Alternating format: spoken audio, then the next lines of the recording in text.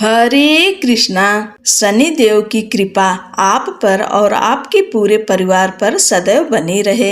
एक पौराणिक कथा के अनुसार एक समय शनिदेव भगवान शंकर के धाम हिमालय पहुँचे।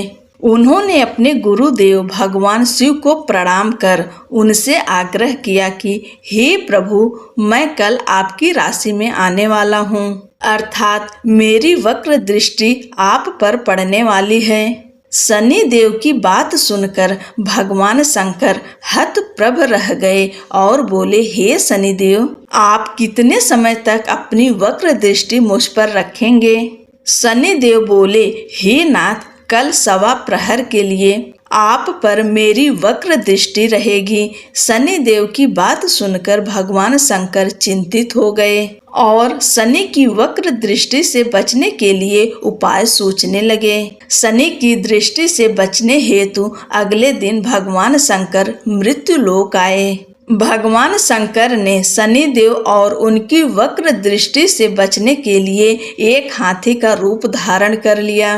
भगवान शंकर को हाथी रूप में सवा प्रहर तक का समय व्यतीत करना पड़ा तथा शाम होने पर भगवान शंकर ने सोचा, अब दिन बीत चुका है और शनिदेव की दृष्टि का भी उन पर कोई असर नहीं होगा। इसके उपरांत भगवान शंकर पुनः कैलाश पर्वत लौट आए।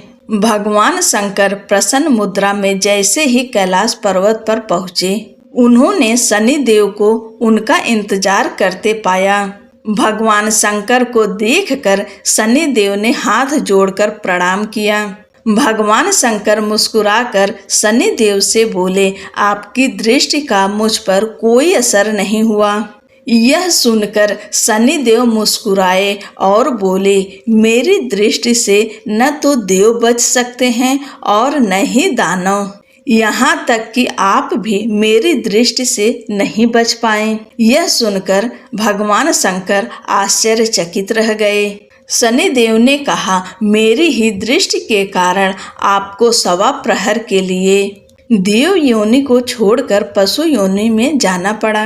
इस प्रकार मेरी वक्र दृष्टि आप पर पड़ गई और आप इसके पात्र बन गए। शनिदेव की न्यायप्रियता देखकर भगवान शंकर प्रसन्न हो गए और शनिदेव को हृदय से लगा लिया। एक कथा के अनुसार भगवान श्री गणेश भी शनिदेव की नजर से नहीं बच सके थे और उन्हें भी शनि की वक्र दृष्टि का सामना करना पड़ा था। ब्रह्मवैवर्त पुराण के अनुसार माता पार्वती ने पुत्र प्राप्ति के लिए पुण्यक नामक व्रत था, जिसके फलस्वरूप भगवान विष्णु ने उनके गर्भ में बालक रूप में जन्म लिया। जन्म के पश्चात सभी देवी और देवता शिव पार्वती को बधाई देने और बालक गणेश को आशीर्वाद देने के लिए बारी बारी से उपस्थित हुए, परंतु शनिदेव ने बालक गणेश को न तो देखा और न ही उनके पास गए।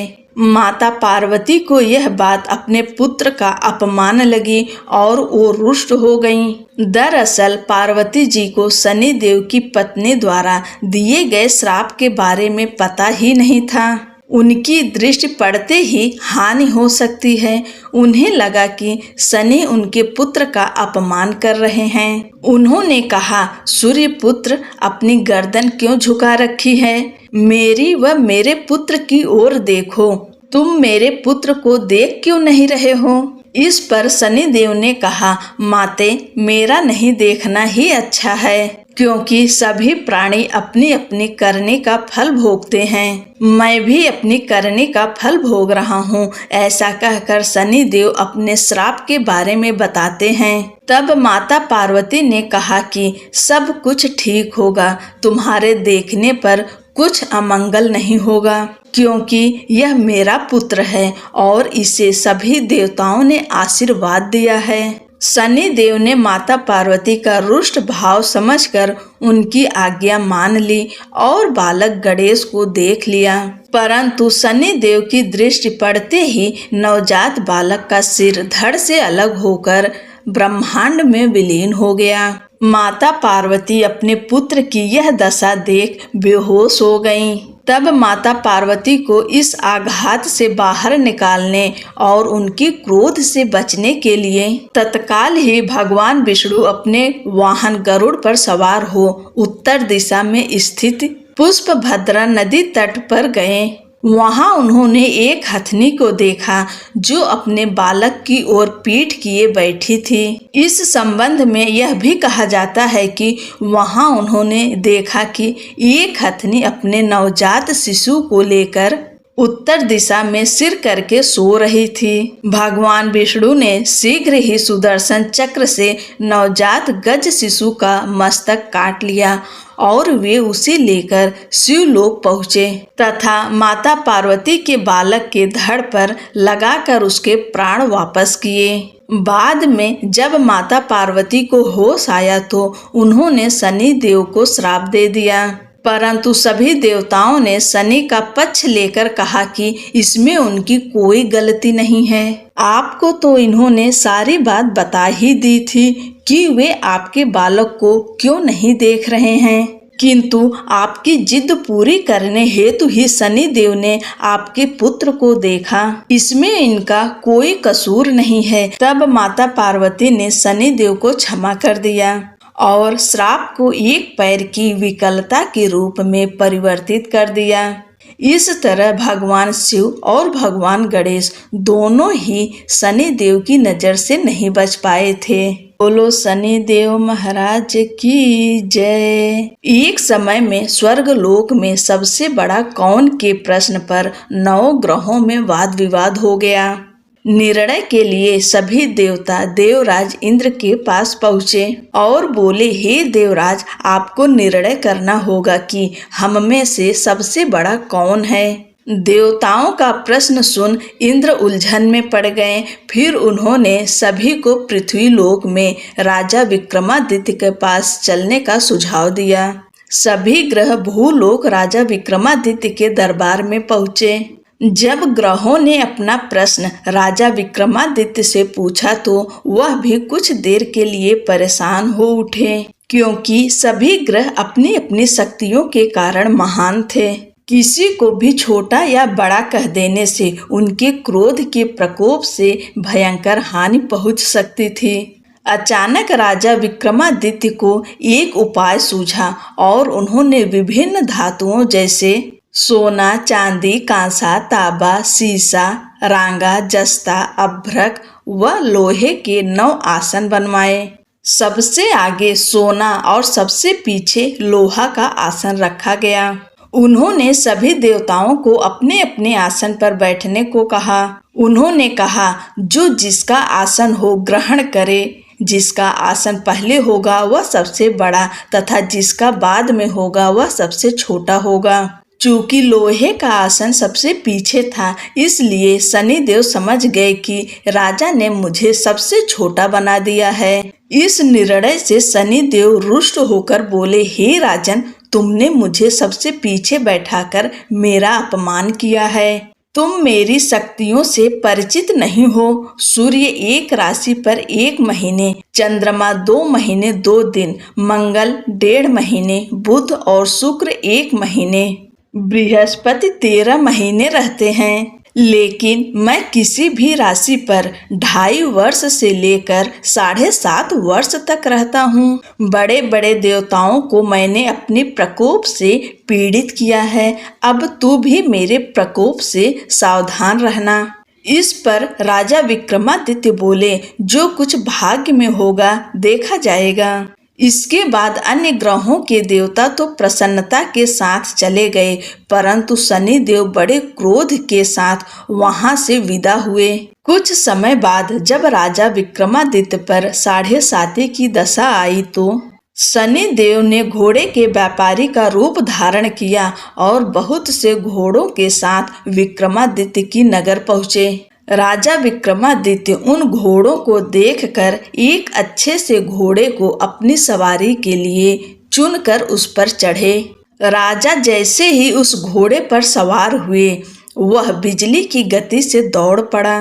तेजी से दौड़ता हुआ घोड़ा राजा को दूर एक जंगल में ले गया और फिर वहां राजा को गिराकर गायब हो गया। राजा अपने नगर लौटने के लिए जंगल में भटकने लगा, पर उसे कोई रास्ता नहीं मिला। राजा को भूख प्यास लगाई। बहुत घूमने पर उन्हें एक चरवाहा मिला। राजा ने उससे पानी मांगा। पानी पीकर राजा ने उस चरवाहे को अपनी अंगूठी दे दी और उससे रास्ता पूछकर जंगल से निकलकर पास के नगर में चल दिए। नगर पहुंचकर राजा एक सेठ की दुकान पर बैठ गए। राजा के कुछ देर दुकान पर बैठने से सेठ की बहुत बिक्री हुई। सेठ ने राजा को भाग्यवान समझा और उसे अपने घर भोजन पर ले गया। सेठ के घर में सोने का एक हार खूंटी पर लटका हुआ था। राजा को उस कमरे में छोड़कर सेठ कुछ देर के लिए बाहर चला गया। तभी एक आश्चर्यजनक घटना घटी। राजा के देखते देखते खूंटी सोने के उस हार को निगल गई। सेठ ने जब हार गायब देखा तो उसने चोरी का संदेह राजा पर किया और अपने नौकरों से कहा कि इस परदेशी को रस्सियों से बांधकर नगर के राजा के पास ले चलें। राजा ने विक्रमादित्य से हार के बारे में पूछा तो उन्होंने बताया कि खूंटी ने हार को निगल लिया। इस पर राजा क्रोधित हुए और उन्होंने चोरी करने के अपराध में विक्रमादित्य के हाथ पांव काटने का आदेश दे दिया। सैनिकों ने राजा विक्रमादित्य के हाथ पांव काटकर उन्हें सड़क पर छोड़ दिया। कुछ दिन बाद एक तेली उन्हें उठाकर अपने घर ले गया और उसे कोल्हू पर बैठा दिया। राजा आवाज देकर बैलों को हाँकता रहता। इस तरह तेली का बैल चलता रहा और राजा को भोजन मिलता रहा। शनि के प्रकोप की 7.5 पूरी होने पर वर्षा ऋतु प्रारंभ हुई। एक रात विक्रमादित्य मेघ मल्हार गा रहा था। तभी नगर की राजकुमारी मन भावनी रथ पर सवार उस घर के पास से गुजरी। उसने मल्हार सुना तो उसे अच्छा लगा और दासी को भेजकर गाने वाले को बुला लाने को कहा। दासी लौटकर राजकुमारी को अपंग राजा के बारे में सब कुछ बता दिया। राजकुमारी उसके मेघ मल्हार से बहुत मोहित हुई और सब कुछ जानते हुए भी उसने अपंग राजा से विवाह करने का निश्चय किया। राजकुमारी ने अपने माता पिता से जब यह बात कही तो वह हैरान रह गए।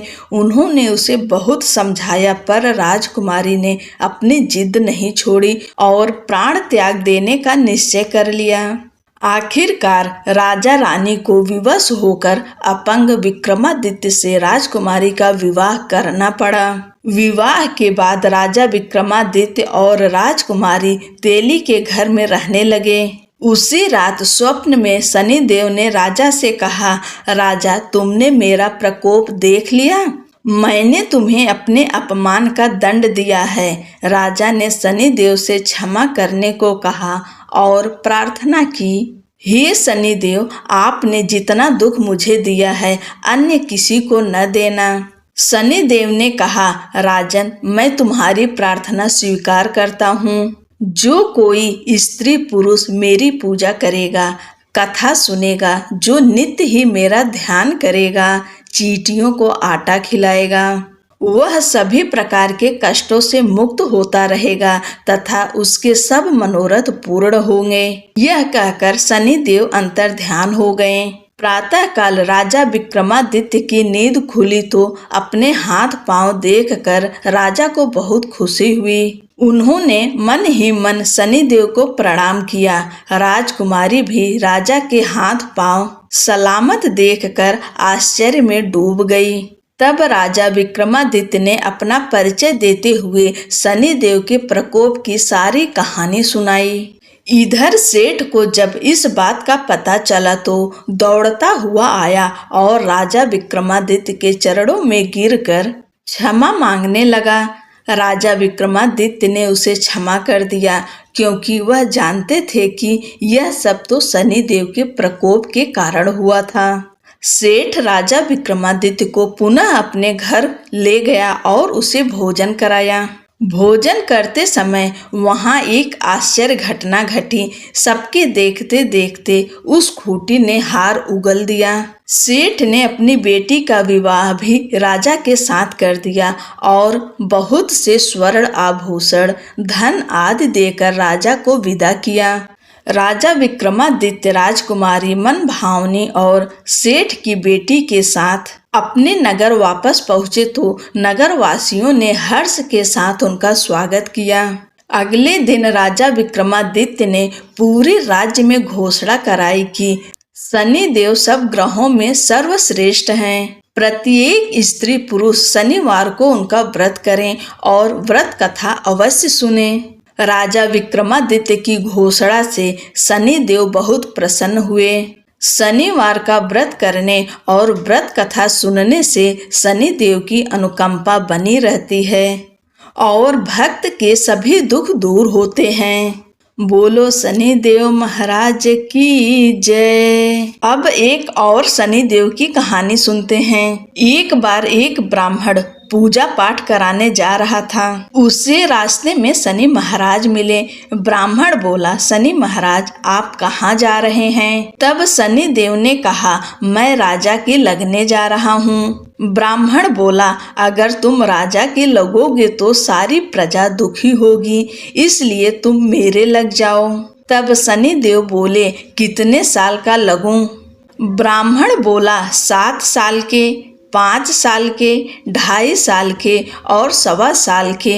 मुझसे ना उठाई जाएगी। तुम ऐसा करो, तुम मुझे 1.25 पहर के लिए लग जाओ। शनि देव ने कहा, ठीक है, तो मैं 1.25 पहर के लिए तुम्हें लग जाता हूँ। उसके बाद ब्राह्मण देवता नदी के किनारे आसन बिछाकर पाठ करने लगे। नदी में तो 2 मतीरे बहे जा रहे थे। ब्राह्मण ने उन दोनों मतीरों को निकालकर अपने घुटने के नीचे रख लिया। देखते ही देखते दोनों मतीरे राजा के बेटों के सिर बन गए। फिर ब्राह्मण के पास शनि देव आए और बोले, ब्राह्मण, तुमने राजा के लड़कों के सिर काट कर रखे हैं। तब ब्राह्मण बोला, किसी को मत कहना कि मुझे शनि की दशा लगी है। उसके बाद शनि देव वेश बदलकर नगर में चले गए और वहां जाकर उन्होंने एक आदमी से कहा कि नदी के किनारे एक ब्राह्मण के घुटने के नीचे राजा के बेटों के सिर पड़े हैं। देखते ही देखते यह बात पूरे नगर में फैल गई। जब यह बात राजा को पता चली तो राजा ने कहा कि ब्राह्मण को सूली पर चढ़ा दो। राजा के आदेश के अनुसार ब्राह्मण को सूली पर चढ़ाने की तैयारी की गई।